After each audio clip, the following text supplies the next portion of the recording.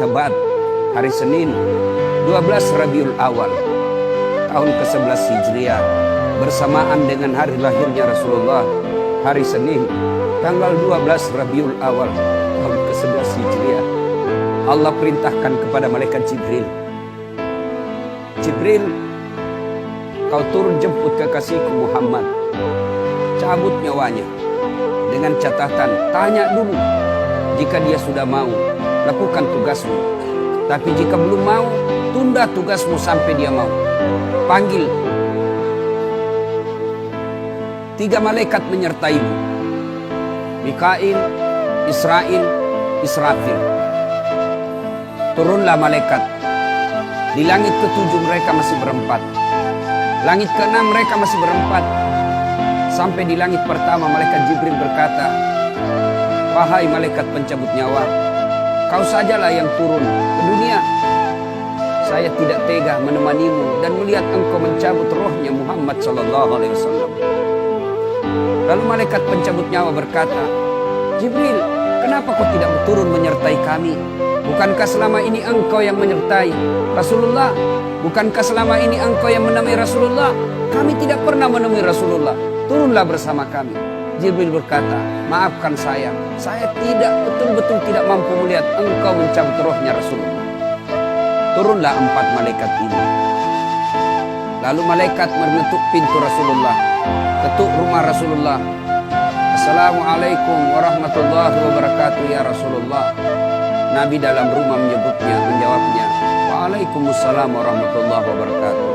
Fatimah membuka pintu, ternyata tidak ada orang di depan pintu. Rasulullah lalu bersabda, sudah ada di damping saya.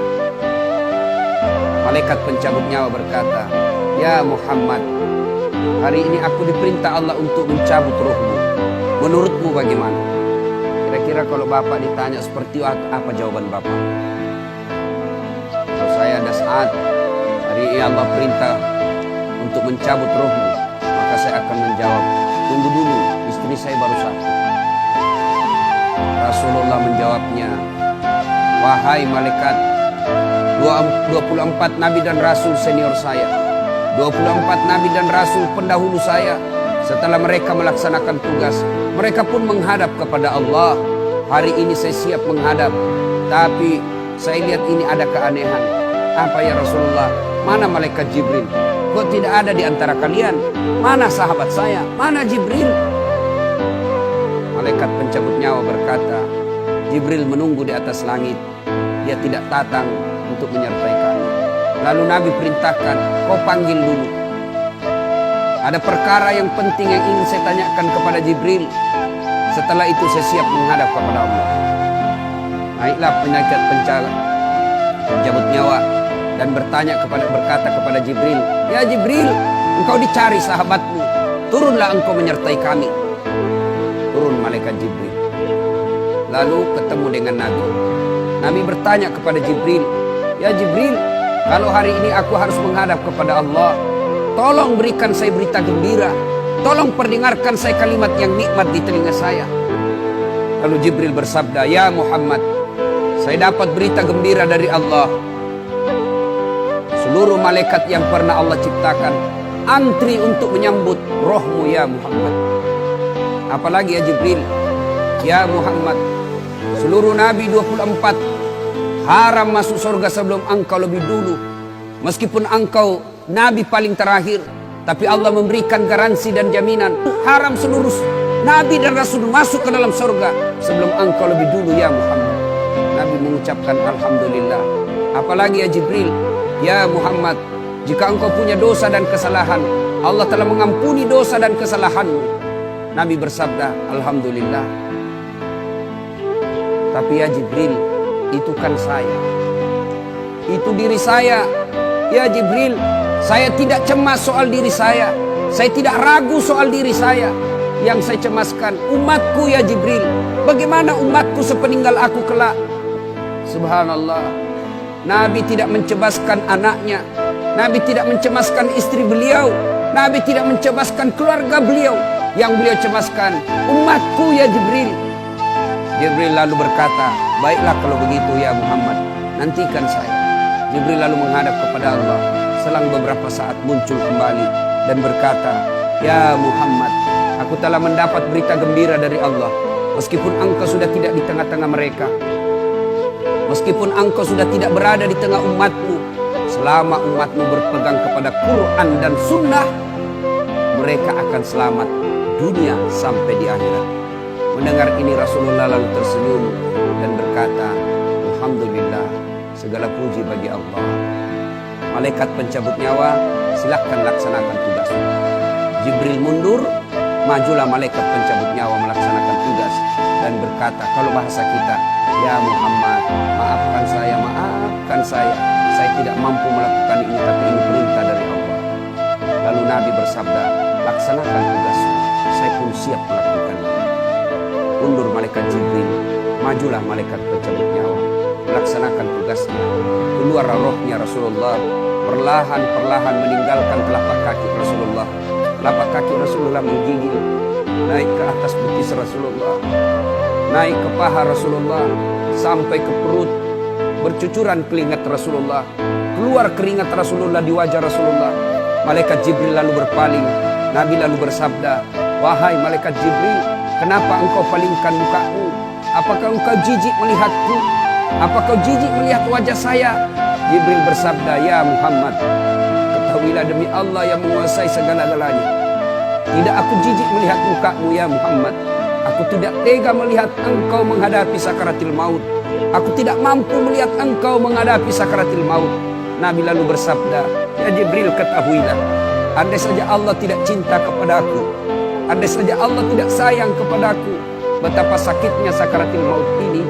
Tapi aku mohon kepada Allah, ya Allah, jangan engkau timpahkan sakitnya sakaratil maut ini kepada umatku. Bebankan seluruh penyakit sakaratil maut ini, bebankan seluruh sakitnya sakaratil maut ini hanya kepadaku. Jangan engkau berikan umatku ya Allah." Begitulah cintanya Rasulullah kepada kita. Perlahan-lahan sampai ke tenggorokan ruh Rasulullah. Habis menggigil seluruh badan Rasulullah, ditinggal ruhnya. Lalu di penghujung bibir beliau mengucapkan, "Pelihara salat kalian, pelihara salat kalian, pelihara salat kalian." Yang kedua Rasulullah berpesan, pelihara wanita di antara kalian, pelihara anak-anak gadis kalian, pelihara istri-istri kalian. Dan yang terakhir beliau ucapkan, tidak satupun keluarga yang diucapkan. Beliau tidak mengucapkan Khadijah, Khadijah. Beliau tidak mengucapkan Aisyah. Beliau tidak mengucapkan Hasan, Husain. Siapa yang diucapkan? Ummati, ummati, ummati. Berangkat Rasulullah. Hebohlah Mekah. Berduka seluruh Mekah. Abu Bakar menggigil. Sahabat yang lain meneteskan air mata. Satu sahabat yang tidak mau menerima kenyataan, Umar bin Khattab. Ketika disampaikan orang-orang, Rasulullah telah meninggalkan kita, Rasulullah telah menghadap kepada Allah, heboh satu Mekah. Umar bin Khattab marah. Dia cambuk, dia tarik pedangnya dan berkata, "Siapa yang mengatakan Muhammad wafat, maka aku tebas batang lehernya." Umar tidak bisa. Umar tidak mampu menerima kenyataan Rasulullah berpisah dengannya. Dan Umar mengamuk, "Siapa yang mengatakan Muhammad mati, saya tebas batang lehermu." Tampil Abu Bakar Siddiq berdiri di depan rumah Rasulullah dan bersabda dan berkata, "Siapa yang menyembah Muhammad, sesungguhnya Muhammad telah menghadap kepada Tuhannya. Tapi siapa yang menyembah Allah, Allah tidak akan mati, Allah akan abadi selama-lamanya." Mendengar ini lunglai seluruh badan Umar, jatuh sempoyongan, tidak mampu berdiri. Begitu menyadari Rasulullah telah meninggalkan. Begitulah para sahabat mencintai Rasulullah. Bagaimana cinta kita kepada Rasulullah? Kita lebih cinta kepada mobil daripada cinta kepada Rasulullah.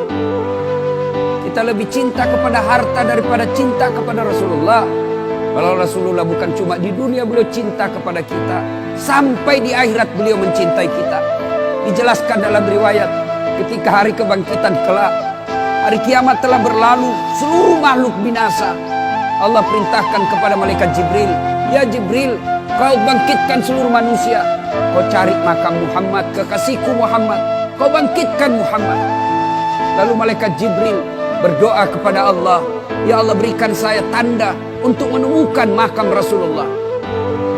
Bayangkan habis kiamat, porak-poranda dunia, berantakan dunia, lalu disuruh mencari. Jibril disuruh mencari makam Rasulullah.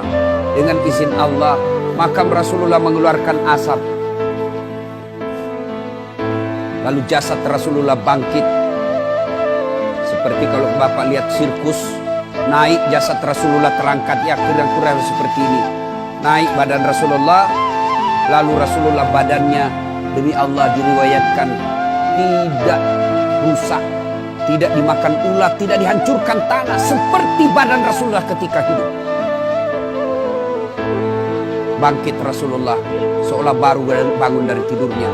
Dia gosok mata Rasulullah. Begitu terbuka mata Rasulullah seolah bangun dari tidur. Begitu dia buka, nampak ada Jibril di depannya. Lalu Rasulullah berkata kepada Jibril, "Ya Jibril, hari apa ini?"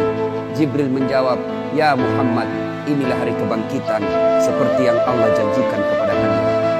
Kira-kira saat itu siapa yang dicari Rasulullah? Apakah beliau mencari bapaknya yang tidak pernah dilihat sama sekali? Apakah beliau mencari ibunya yang hanya 2 tahun 4 hari bersamanya? Apakah beliau mencari cucu kesayangan beliau Hasan Hussein? Tidak. Tidak satu pun keluarga beliau yang dia cari. Pada saat itu Rasulullah bersabda, "Ya Jibril, kalau ini hari kebangkitan, aina ummati? Mana umatku? Mana umatku Jibril?" Kita yang mencarinya.